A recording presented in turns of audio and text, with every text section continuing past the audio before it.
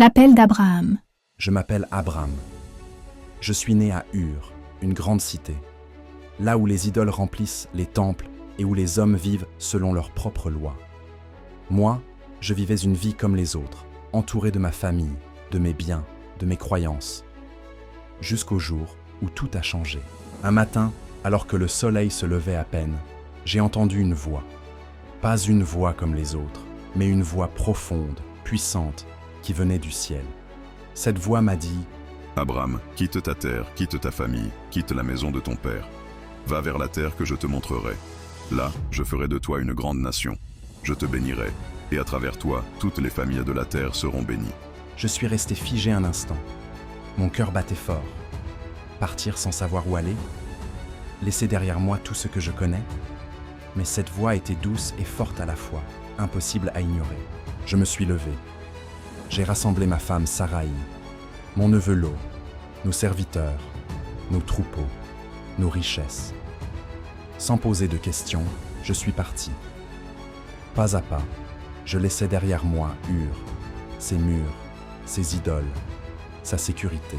Nous avons traversé des plaines arides, des collines silencieuses, des vallées inconnues.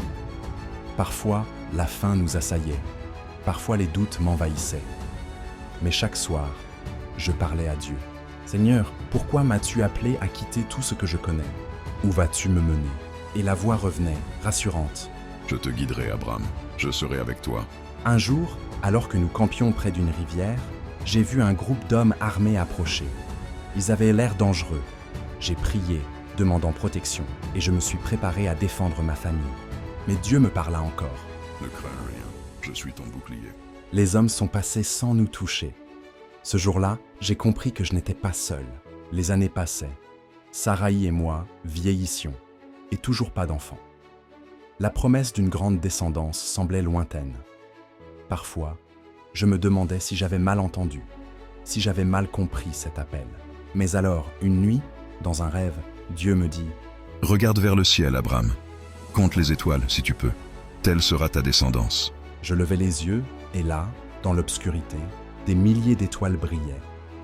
Mon cœur s'emplit d'espérance. Un autre jour, Dieu me demanda un acte encore plus difficile. « Prends ton fils, ton unique Isaac, et monte sur la montagne.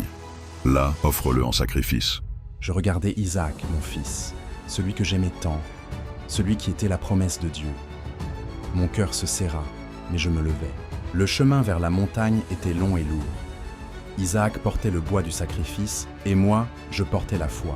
Arrivé au sommet, je construisis un autel. Je pris Isaac dans mes bras, prêt à obéir à Dieu, même si mon cœur saignait. Mais au moment où je levais la main, une voix retentit du ciel.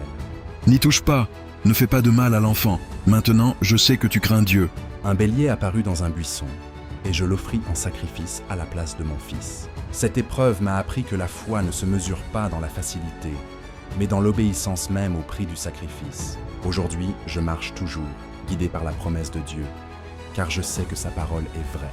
Leçon pour toi qui écoutes, Dieu peut t'appeler à quitter ta zone de confort, à prendre des risques, à avancer sans toujours tout comprendre.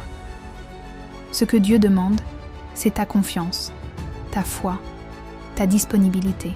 Comme Abraham, n'aie pas peur de partir vers l'inconnu quand Dieu te le demande. La promesse peut tarder, l'épreuve peut venir, mais Dieu ne t'abandonne jamais. Il est ton guide, ta force, ton refuge. Rappelle-toi que la foi est un chemin, pas une destination. Elle grandit à chaque pas, à chaque confiance renouvelée.